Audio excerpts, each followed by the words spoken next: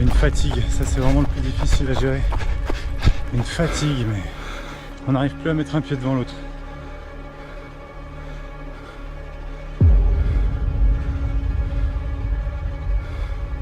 C'est les crampes qui font que vous avancez plus. Ça fait 1h30 que ça passe pas. C'est très frustrant. Ce que j'ai fait le plus dur dans la vie. De très très loin. Je vous mentirais si je vous disais que j'étais pas stressée. C'est le plus gros trail que j'ai jamais fait. Les crampes, la chaleur, je sais que je vais souffrir. J'en ai des frissons. Je vais jamais y arriver, je suis dégoûtée. Faut que j'arrive au bout, quoi. J'ai envie d'arriver au bout et je lâcherai rien. Quoi qu'il m'arrive. Je courais en descente et voilà.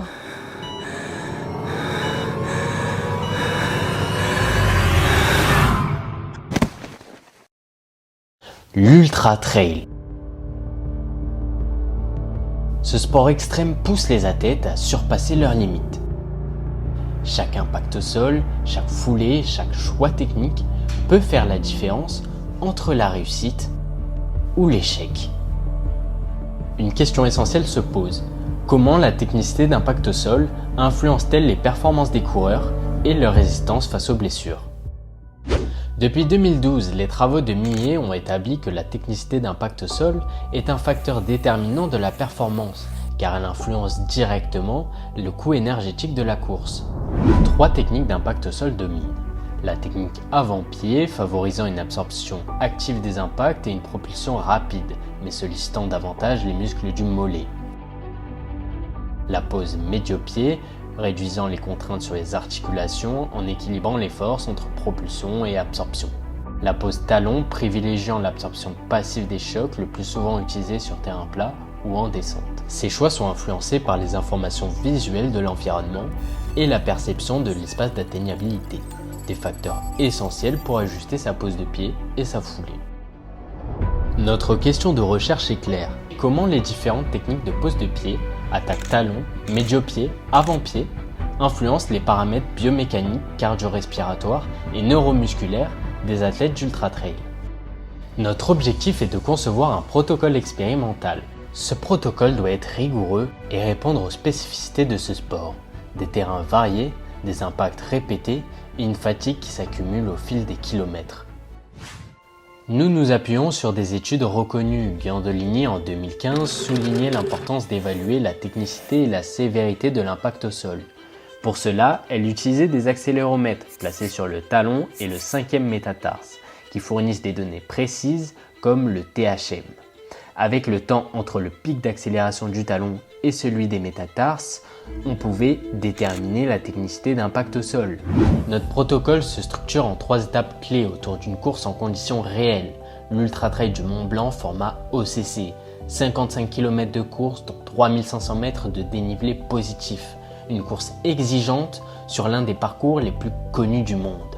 24 heures avant le départ, chaque participant passera une série de tests afin d'évaluer ses capacités physiques. Pendant la course, des capteurs portables permettront de suivre leur progression et d'évaluer leur technique d'impact au sol en temps réel. Après la course, les mêmes tests seront répétés pour mesurer l'effet des impacts accumulés sur leur performance et leur état de fatigue. Nous avons sélectionné 30 athlètes, hommes ou femmes de 25 à 40 ans, ayant déjà terminé une course d'au moins 80 km. Tout d'abord, laissez-moi vous présenter les 3 tests qui seront réalisés au laboratoire de Chamonix avant et après la course. Le Star Excursion Balance Test permet d'évaluer l'espace d'atteignabilité des athlètes, qui est un indicateur clé de la prise de décision de la technicité d'impact au sol. Inspiré des protocoles de Tornero Aguilera de 2022, ce test consiste à atteindre la distance la plus grande avec son pied dans 8 directions différentes. Il permet d'analyser l'effet de la fatigue sur l'équilibre et sur la gestion des appuis en terrain varié. Ces tests de saut verticaux Maximo, Counter Movement Jump et Drop Jump permettent d'évaluer la fatigue neuromusculaire et la coordination intermusculaire. Ils offrent une évaluation précise de l'activation musculaire des muscles sollicités lors de la course à l'aide de mesures électromyographiques. L'analyse des coordinations intermusculaires pourrait mettre en avant des ajustements post-course relatifs au type d'impact subi. Ce test sur tapis de course inclinable est adapté des travaux de John Mattis sur la marche en terrain complexe simulé à l'aide d'obstacles virtuels. Afin de se rapprocher le plus possible d'une course en montagne, les participants courent à une allure constante tout en évitant les obstacles avec une pente de 0%, 10% et moins 10%. À l'aide d'un système d'eye tracking, les durées de fixation visuelle et les taux de collision avec les obstacles sont analysés afin d'étudier la relation entre la fatigue et la charge cognitive relative à la technique d'impact. Ce test étudie aussi l'effet de la fatigue sur les moments articulaires du patron de course grâce à un système de motion capture. Pour chaque test, les données pré- et post-test sont comparées afin de mettre en évidence les différences entre les types de coureurs. Par exemple, ceux adoptant une technique avant-pied en descente peuvent présenter des schémas de fatigue différents de ceux favorisant une pose talon. Ces résultats fourniront des recommandations spécifiques aux athlètes pour optimiser leur gestion de la fatigue et leur efficacité de course en terrain complexe. Examinons maintenant la deuxième étape de ce protocole expérimental, l'UTMB OCC, un ultra-trail de 55 km reliant Orsières à Chamonix.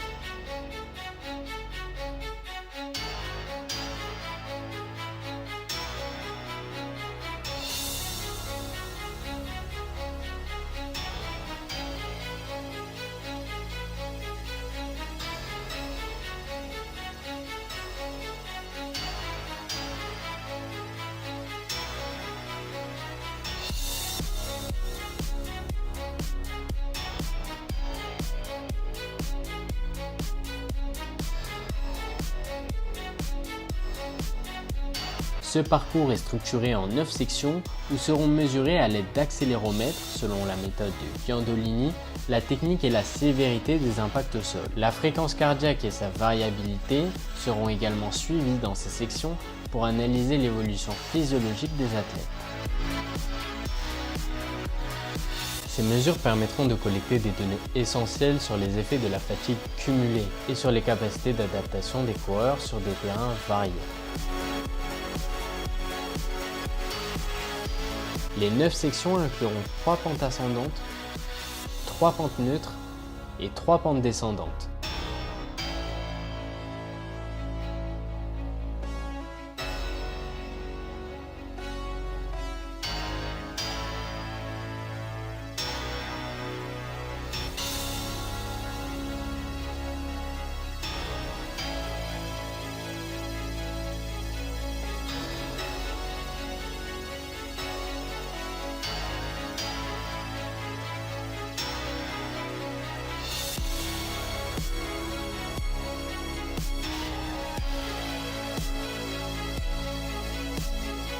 Nous analyserons la proportion de chaque type de technique d'impact au sol utilisée sur chaque section, ce qui nous aidera à établir différents profils de coureurs. Ces profils seront comparés à la dégradation de leur performance au test.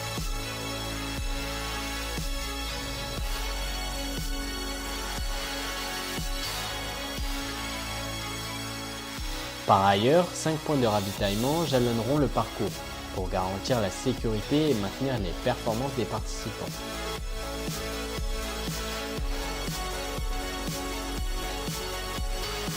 Enfin, la dernière étape de notre protocole sera de faire revenir chaque coureur au laboratoire de Chamonix après la course afin de répéter les tests réalisés la veille.